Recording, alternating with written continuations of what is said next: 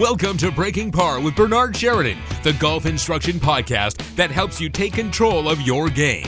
Now, here's your host, the founder of Par Breakers Golf Academy and certified Golf Channel Swing Fix instructor, Bernard Sheridan. Sue, great to have you here on Breaking Par. Thanks for taking the time out with us today. Hey, thanks, Bernard. I greatly appreciate the opportunity. So tell us a little bit first, because I did give the audience a little bit of information about you before we went on the air. But tell us first, how did you get involved in the golf business?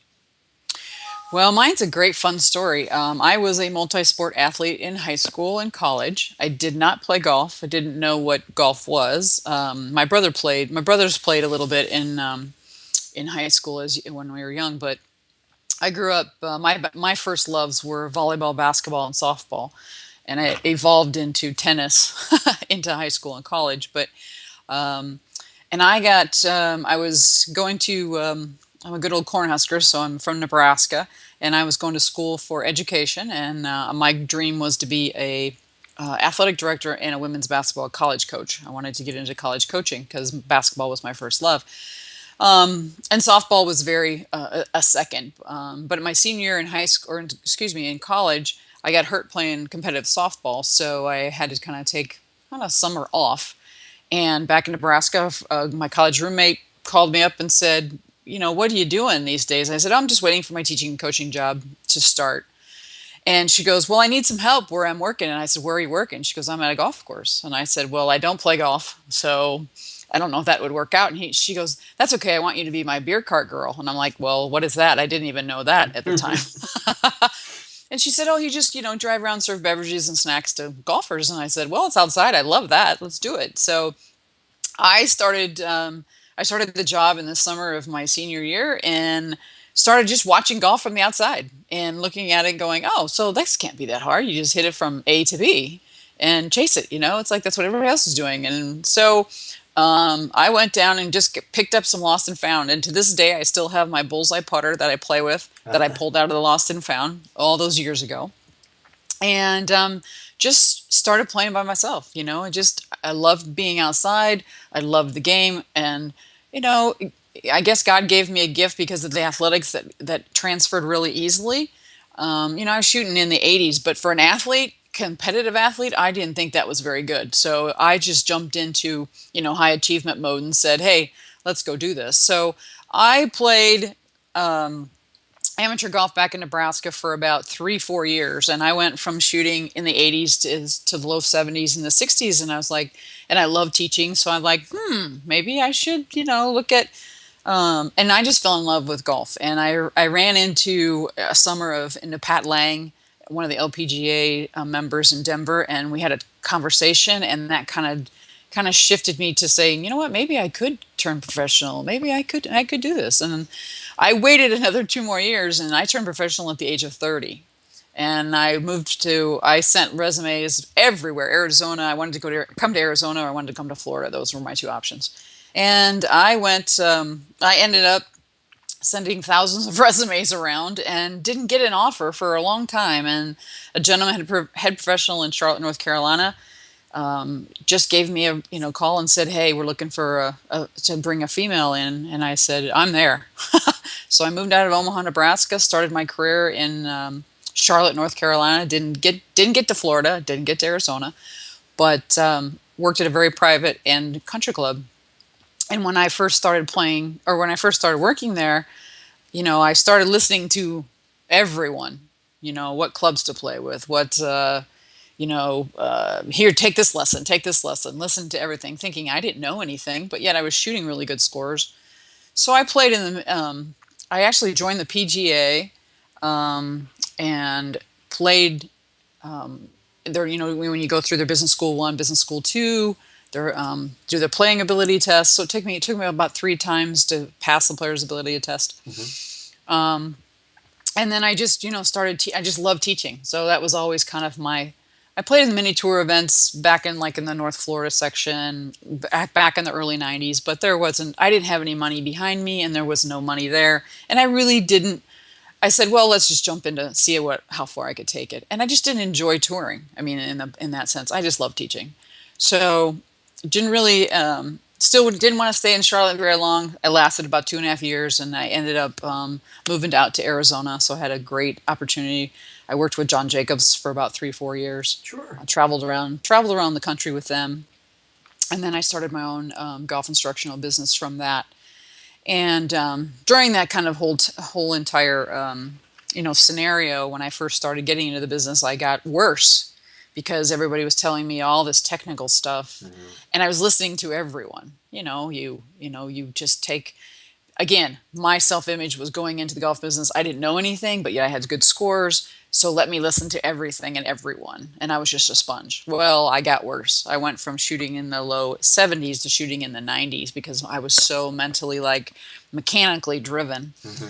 And that wasn't me. That's not how I started. And so it took me about 3 or 4 years to kind of get out of that. When I went to Arizona, after I started my own business, that was in 1999. I was in Phoenix at the Raven South Mountain. I was the director of instruction, and the year 2000 hit, and I turned 40, and a corporation came in and bought the golf course and eliminated all our management positions. And then I was diagnosed with breast cancer, all in the same Wow. boom.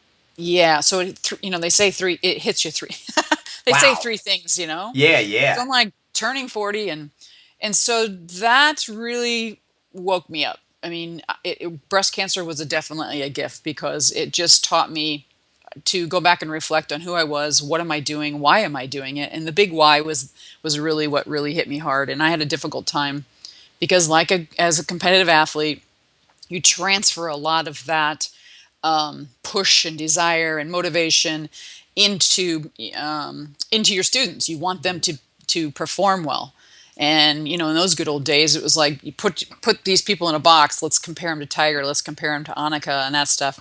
And I was projecting a lot of that onto my students. And once breast cancer hit, I was like, boom, things really hit and saying, heart and soul. And that's not about student-centered model. And so I changed my teaching completely, um, get to know more about the student instead of projecting about what I wanted. So I completely changed my philosophy, and then I started studying psychology, and I got my master's degree in educational psychology, and I started applying a lot of that behavioral and cognitive, if you may, methodologies a little bit into my teaching. And I just noticed the students were getting better a lot faster because it wasn't about the mechanics. It's teaching them a little bit about, their thoughts and their emotions, and their thoughts create their emotions, and their emotions create their actions. And then, so we created this fun little cycle of the golf performance. And I started going to a lot of I mentored with a lot of people, Vision 54, went to Mm. LPGAs, they do a lot of, and I just started to really resonate with the mental side of the game because of what I've been through and what I was going through. And so I changed my teaching philosophy and got my master's degree. And now I do mind and body. I'm a yoga for golf certified instructor, Mm-hmm. also TPI. I'm a Psych K facilitator, Mm-hmm. which is a whole body mind connection. Again, it's a more of a holistic approach. So that's pretty much who I am. So I coach people both on the mind and the body to help them connect, because we all know that you have to have your mindset before you can do anything with your physical skills. A lot of people think, well, golf is, they always say golf is mental, and they say, well, we always interview them and saying, well, how much percentage of golf is mental? And everybody says at least, 60, 80%. And I said, okay, then what are we training for?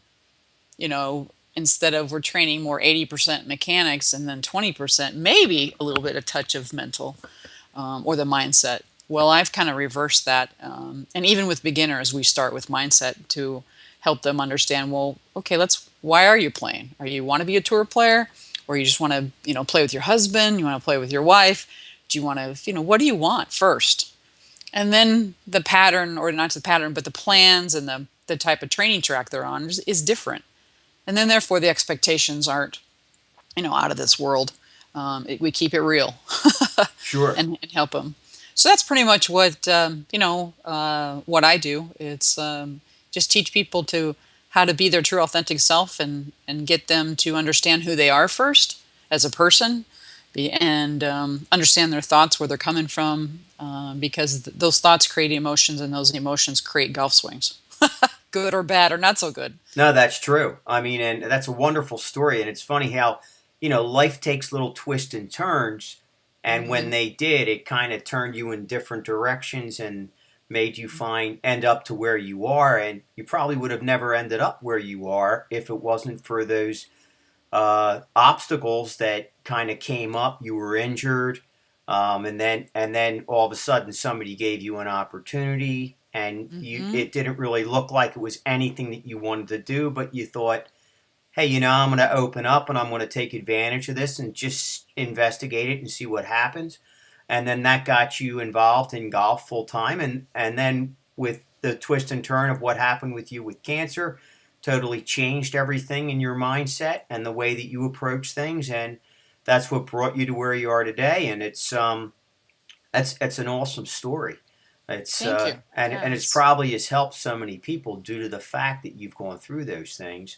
You've been able to translate that to help others, which is that's really, I think, the whole reason why we're on the planet. I know we were talking about that before we went on the air, and I think that a Yeah. lot of people who have faced giant life changes kind of realize that a little bit better than the rest of them. Um, Yeah, and I think it's important to share stories, because I don't want people to have to go through breast cancer or cancer to wake up or to become mindful of what their capabilities are. You shouldn't have to, and that's what I tell a lot of my students. And when I do a lot of speaking engagements, as I said, I don't want you to have that life-threatening thing to wake up. You don't need to have that. So let's keep sharing the stories, and let's be more mindful of, oh, what are our potentials, what are our strengths, and utilize and make a difference for other people. Well, that's like, for you, you were lucky to overcome that obstacle. So that Hmm. gives you the opportunity to say to others, hey, look, I overcame this obstacle. You don't have to have an obstacle to get to where you want to be. Let's do what we can to help you where you are now and get where you want to be. So, you've Hmm. recently come out with a book. So Yes. so tell us a little bit about that. Yeah, the book is called Golf: The Last 6 Inches, and the subtitle is Change Your Brain, Change Your Game.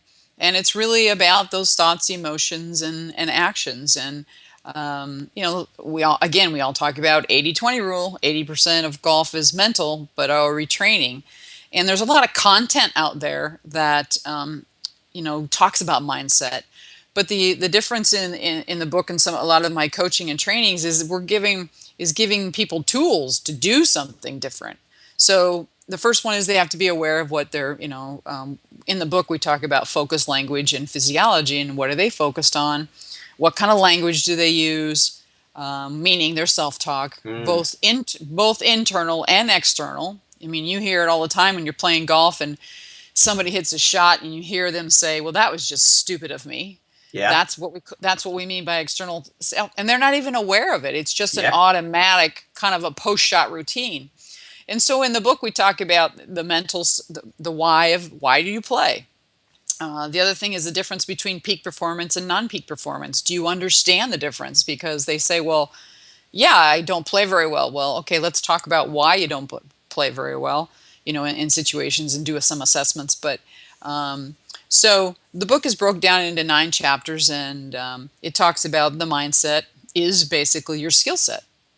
Your mindset, you start off by, if you think about it, I have what we call a golf cycle. Is you have a thought, for example, and somebody says, well, you come to the golf course and you think, usually those thoughts aren't really positive. They're all, the story in your head is already beginning. Well, I don't feel very good, so therefore, da da da da da. Well, Hmm. that's the story in your head, and that story creates a state of mind, and that state of mind creates your execution of different shots. No different than if you have your golf bag in front of you, and I say, okay, what's your favorite club? They pull their favorite club out, and that story in their head starts already. So, what do you think the story is going to be, Bernard? If you pull off your favorite golf club, What's the story in your head when you pull it out? I know I'm going to hit a good shot with it. That's right. I know that I can do a lot with that. Like for me, it's an 8 iron. I know that That's I right. can do a lot of different things with that club. I can hit it high, I can hit it low, I can hit a cut, I That's can hit a right. draw, I can do whatever I want. I usually a few other clubs that I'm not as pleased with, I might not be able to do that as well. That's So I'm right. going to have more of a negative feeling when I pull that club out than a positive reinforcement feeling. That's right. So when you pull out that favorite club, it creates a state of mind. And that state of mind allows you, believe it or not, allows you to create the shots that you want. So then you pull out the club that you don't like or you don't not so good at. So what kind of state of mind? Automatically the story in your head starts. And that story in your head creates that state of mind. And that state of mind creates an emotion. And that emotion creates the golf shot. Sure. And so if we just become aware of like, and people say to me, say, well, that club, it's that club. And I'm like, it's not the club. It's really not the club. It's It's no funny too different. how you ever notice when some people hit that club, then they make a bad shot and they look at the club like it's something going on with the club. That's right. I always find that amusing to me. It's like, well, the club was exactly the way it was before you hit it. It's exactly the way it is after you hit it.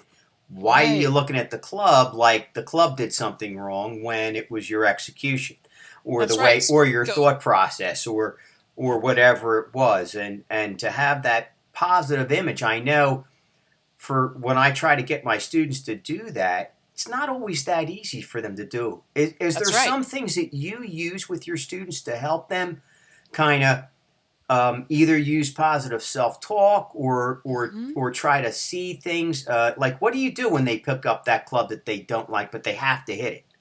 That's Well, right. When they have to hit it. So, well, number one is we ask them is in the sense that it is a choice.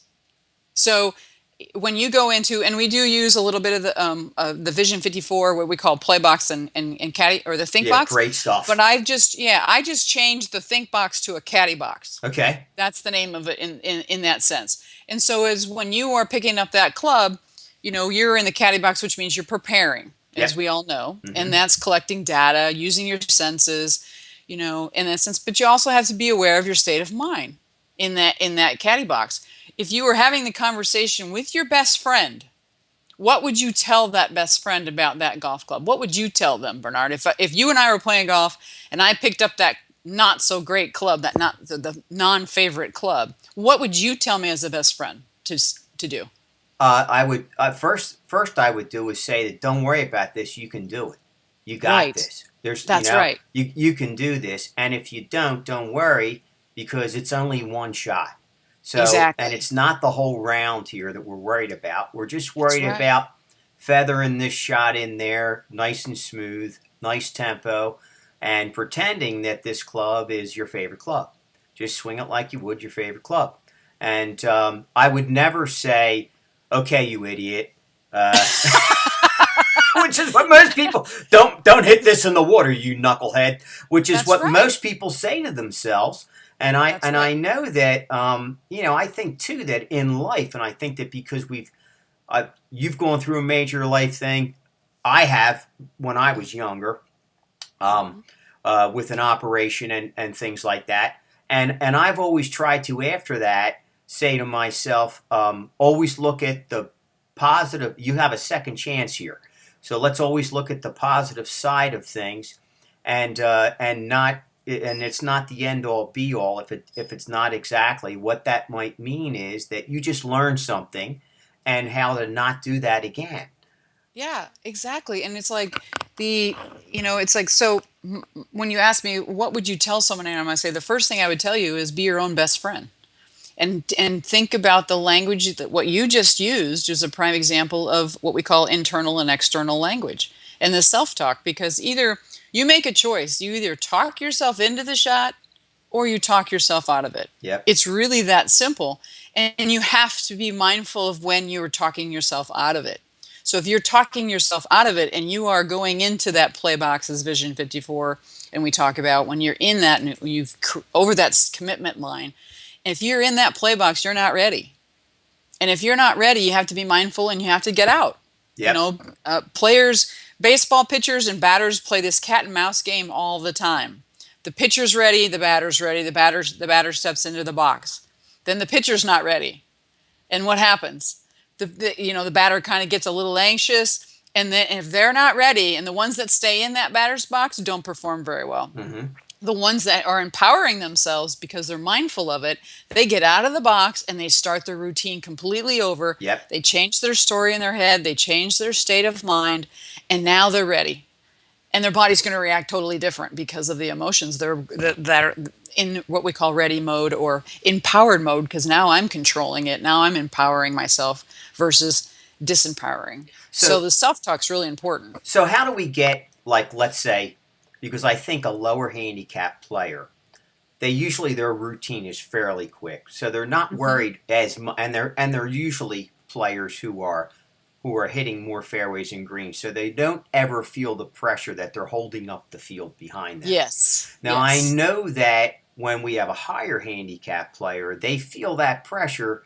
So how do we get them to understand that it's okay to step out of the box and then regroup and then go back in and not worry about that constant pressure that's in the back of their head that there's people behind them that they're holding up? How do we get them over that hurdle? I would say to them, and I tell the story all the time. I said, if you go up and you hit a shot and you're not ready and you're worried about the people behind you, what kind of shot do you think you're going to hit? And they'll say, well, I usually don't hit a very good one. And it's either lost ball or it doesn't go very far or it doesn't go in the right direction. I said, okay, so how long is it going to take you to hit the next shot or go find the golf ball that you think that you just hit? Okay, how long do you think that would take? 5 minutes? Sometimes 3 to 5 minutes. Right.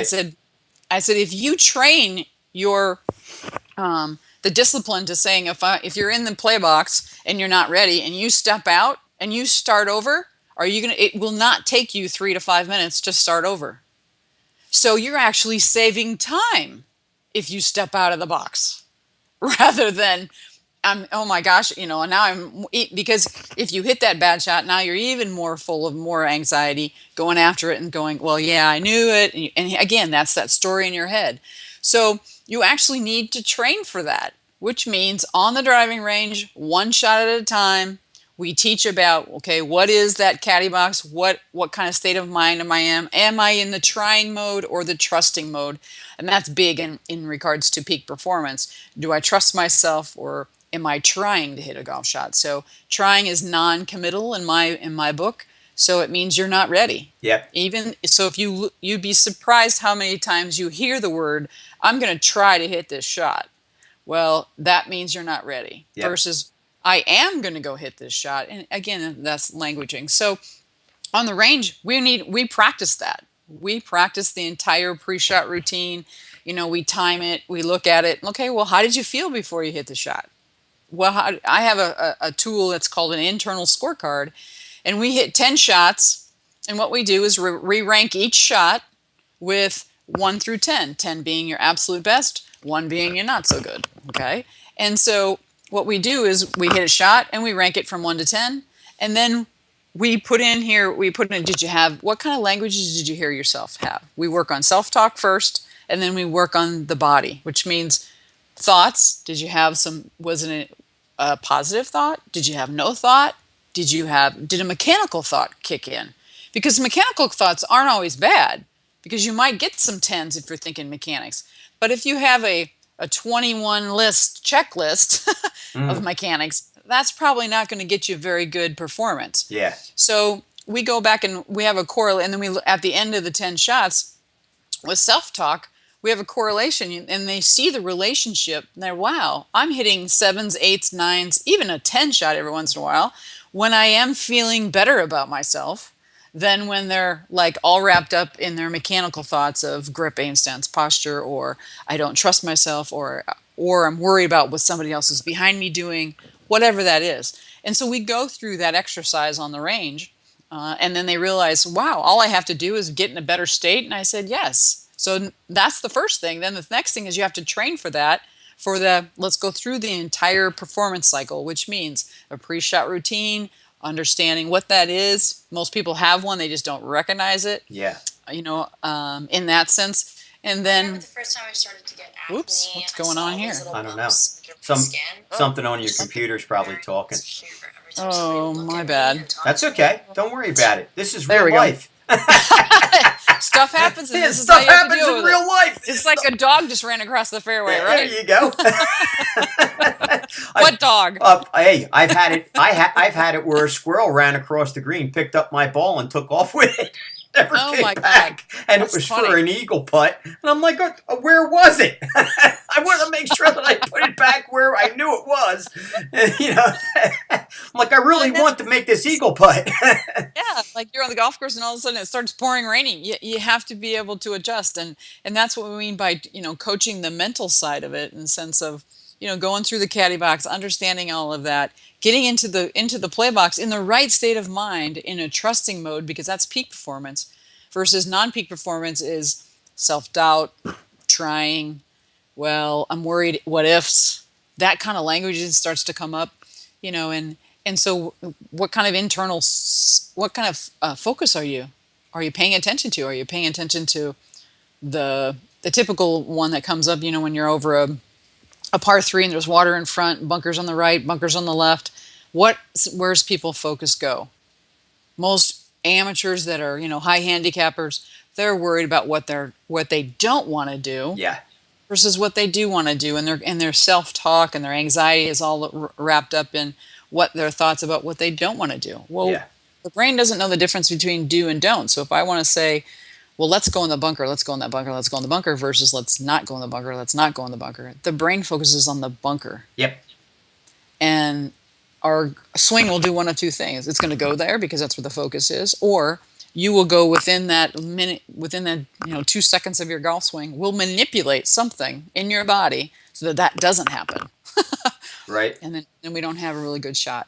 Yeah. So, and then after the shot is like, okay, if you did everything you were supposed to do, in the sense of I prepared, I felt good, and I didn't get a 10.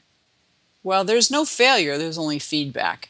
So what is your post-shot routine? And a post-shot routine is really, really important, because you're going to anchor the emotions that come with those golf shots, unless you learn how to, what we call, desensitize yourself to those emotions. Because if you hit a bad shot, some people throw clubs. Well, that anchor and that physicalness of actually throwing the club anchors into your nervous system, and that feeling is going to come back again. And it's going to reinforce, it's going to anchor it with that. Versus if you hit a not so good shot, you could just kind of look at it, and I have a technique, it's called which means you just, believe it or not, you just say, well, that wasn't me. That wasn't like me. So you're not, because what happens in our bodies is, in our brain, our nervous system, is the more you emotionalize it, the faster that it what we call, our cells wire together. Yeah. So what wires together, we fire together. And I'm sure you probably heard that before. Yep. And so you better be careful what you're wiring.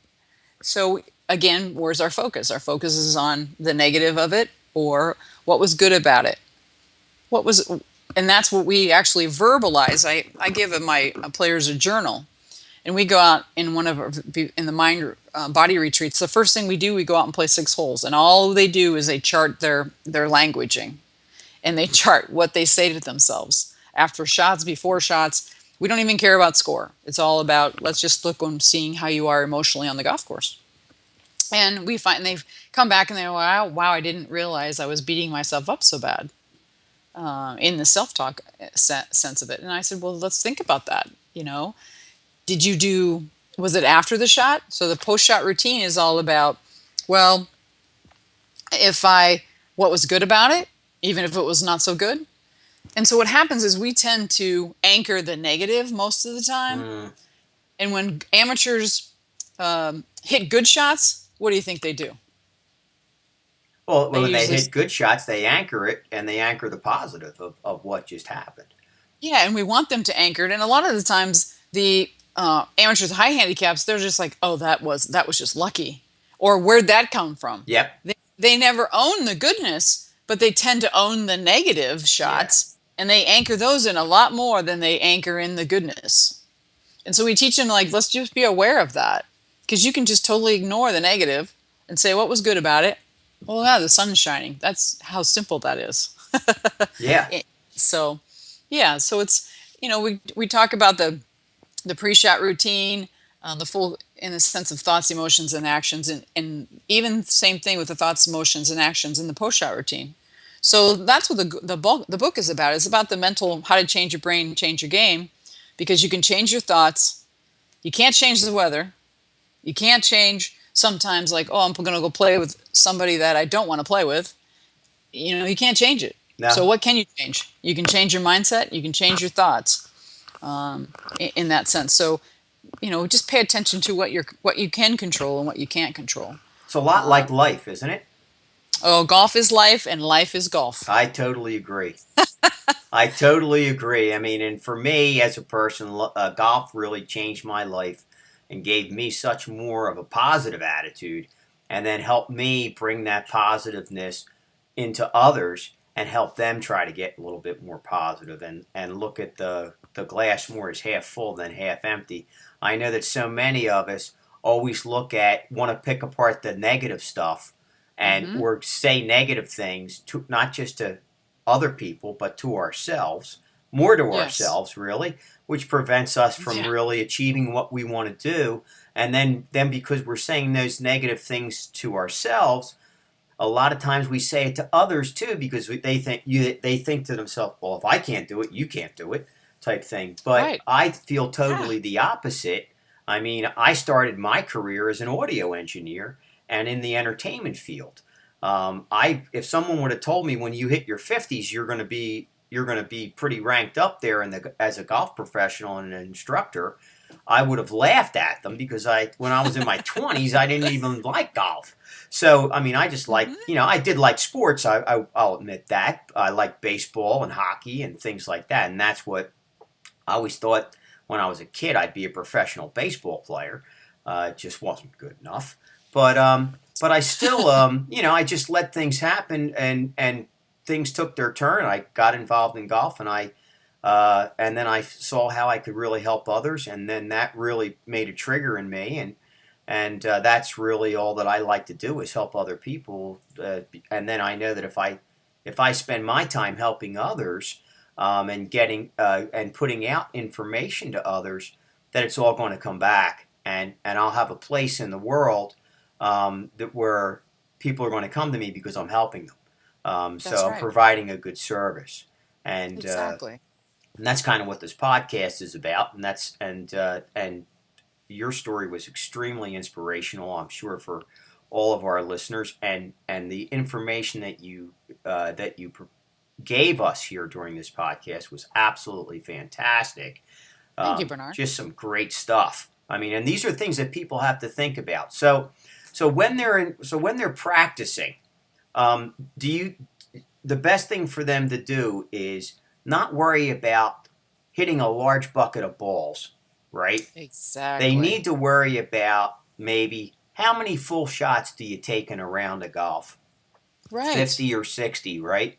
And that's if you're a high handicapper. If you're a low handicapper, you may be taking 40 and you're dropping 30 putts. So essentially, if you have a small bucket and you have every single shot have a purpose to it, decide what you want to do, try to execute that, get in your caddy box, as you said, feel what you have to do, have some positive self-talk and imaging about what you're trying to create, step in when you're ready, create it, then give yourself some post-shot talk as to what you need to do or how you need to feel about it, or maybe what you didn't do that you wanted to do, and how you can gain information from that and learn about that. That's right. Wipe off that club, put it away, and pull out a different one, because you're never going to hit the same club twice on a golf course. No. And now you may take you an hour to hit 50 balls, but it's a lot more productive because every single shot that you took, you were doing exactly what you would do on the golf course. Right. And take little breaks in between shots too, because you're doing that That's on the right. golf course. That's right. And I teach I mean, I have a couple tour players, and they didn't, shocking, the many tour players is, they think if I just go and hit lots of balls, then I'm going to get better. And I'm like, no, you already have the skill set. You already reached that point. You have to practice differently. And that's what's so shameful in regards to golf instruction and the access to golf onto the golf courses is that, golf is the only sport in the world that I know of that we don't practice on the practice field. Yeah, And that's a shame. And we need to change that I agree. because that's how people are going to get better. That's how the game is going to get promoted, increase in rounds, is because we need to teach, and we need to teach people how to train. So if we don't have that practice field and we only have a half court, if you may, like in basketball, then what are we going to work on in a half court? We're going to work on putting, and like you said, take a break between shots. And yes, that's one of the drills that we work on, the activities, and saying, okay, you have 4 balls. You're going to go play a par 4. You're going to go hit your driver or whatever that club would be. The next shot you're going to hit whatever that ends up being. Okay, and you're going to go through your pro shot. And if you miss the green, that that you probably yes or no, then we're going to go create a chip shot. We're going to go throw a ball 10 yards from the green if that's where we missed it. Okay, or maybe it's 20 yards from the green. It doesn't matter. Yep. We're going to go hit that, and then we're going to go create that putt, and we're going to go walk through that. And so, like you said, it may take you an hour to hit that, but it's creating the flow of the game is, and it changes the way you think. Too many times people are like, well, I'm going to try playing 9 holes of golf on the range. They get stuck. As soon as they hit the bad shot, what happens? They go right back to mechanics, Yep. and they become the range rat, and they bring another ball over, and they lost the purpose of that practice, and now they're just hitting mechanical shots. They're not thinking. They're not playing the game anymore. They're just swinging. Sure, I And know that Zach Johnson, he goes out to practice and he'll play worst ball. He'll play 2 yes, balls, and then hmm he'll go hit the worst shot as the next shot, and that's he'll right. pick up his best shot. And hmm so then now he's always working on, when he misses, how can he make something out of that? Exactly. And he doesn't play 9 holes. He might go out and play 5 or 6. That's right. And that's how he'll practice. Instead of going to and then of course he goes to the wedge range, and that's why he's such a great wedge player. And he works on maybe more on the range on his wedge stuff. But in that too, he has several different targets that Mike Bender set up for him, not hmm just for him, but for anybody there. Well, And he knows they're his and yeah. they're like these little 4x4, not even, they're like 4 foot wide concrete blocks, and if they hit it, it bounces off the block, and every one they hit, they get so many shots, and they have to hit so many blocks and so many shots, and then that's their score, and then they can kind of rank it against each other, and there's a little scoreboard that you write down for That's pros and right. And that's what's amateurs, and great. yeah, I mean, and of course, I mean, he just won the British Open, so he must be doing something right. And Well, and he knows his game well enough to sense it with Mike. They do the assessment as of where do I miss my greens. He's not a long player, so he knows that he's going to go strategically play into the shots, and then he takes that particular, if it's a 70-yard shot or 60-yard shot, or that maybe it's 50 to 70-yard range, then he goes out and practices nothing but that instead of, you know, other amateurs. They'll go like, well, I'm not hitting greens, so I'm just going to hit my wedges, and they work on full swing wedges. That is not applicable to what they're missing on their greens, right, around the green. So we just have to teach players how to practice differently and how to apply what their game of golf is, and then teach them to customize their practice programs so that, just like Zach, he's going in and he's hitting it in his wedge game. And it's my belief that with most of my amateurs, I just preach short game, short game, short game, and mindset. 65% of your game is short game, which means putting, chipping, pitching inside of that 60 yards. For some people, it's 100 yards, but it doesn't matter. But it's all about training the mind, how to change your brain to change your game, and work on your short game. And that's the fastest way you're going to drop your strokes, because most people don't have the availability or the tour players and the time to practice. They don't realize that they only see the guys and the girls on, Thursday through Sunday, thinking they don't work on their game in between. They don't see them. And usually we only see the leaderboard on Saturday and Sunday. So they don't see that other 95, maybe I'd say even more than that, 97% of the players. What do they do when they're not on television? And I think that's what's sad is we don't see what they're doing. We're just starting to see, things like Rory when he'll show you the rehab of his ankle. That's wonderful because people need to realize that it's real. It takes a while. Even with the Tiger saga of changing his swing from swing to swing, it is a struggle. And but I think golf instruction needs to be tailored to the amateurs, not to the professionals. And we need to teach them, just like any other sport, is to teach them how to practice differently so they can think differently, think better, play better. And if they play better, they're going to feel better. And we know if they get all three of those, we're going to promote the game of golf, and a lot more people are going to play the game because they're having fun, they're thinking differently, and they can apply those skills to life, as you said before. Absolutely. Well, it was an absolute pleasure having you here. Before we go, give us some information for people who are out there in our listening audience. We call it Par Nation. And I love that. And how those folks in Par Nation can get in touch with you and have the opportunity to either get your book and read it, and then or maybe contact you and get an opportunity to work with you personally. Yeah, I'm out in Scottsdale, but my website is SueWiegerGolf.com, and it's spelled SueWieger Golf.com. The book, it just reached #1 in 6 countries.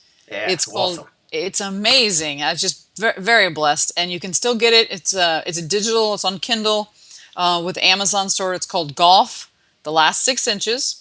And my email is just SWIEGER@gmail. It's very simple. And yeah, come out to Arizona. You Midwesterners, come out to Arizona and train your brain to change your game because, again, it's the only way to. If we're thinking about the game as mental, it's like we got to teach you how to train that way, and that's all it is just helping you become your best self and your own best coach. That's what it's about. Great stuff. Great stuff. Thanks, Bernard. Appreciate the opportunity. Oh, absolute pleasure. It was fantastic. I mean, I wish that I could have more guests like you. There's fantastic knowledge and wonderful speaker, and all around just a great experience. So, what we always say in parting is try to keep it in the short grass until we meet again. Well, we're gonna change that try word. I would challenge you to say let's take that try word out of there and say let's just put it in the short grass. I like that. Get that try language out of there. There you go. I like that. See that? I learned something. It's a good thing to change. So we'll say keep it in the short grass until we meet again. There we go. I love that, Bernard. Thank you. Awesome. Take care. Okay. Thank you. Bye-bye. Bye. You've been listening to Breaking Par with Bernard Sheridan, the only weekly golf instructional podcast that helps you take control of your game. Need help with a part of your game? Email us at parbreakers@gmail.com and we will cover your topic in a future show. You can also follow us on Twitter @parbreakers. For more tips and videos to help your game, go to www.parbreakers.com, where you learn to take control of your game.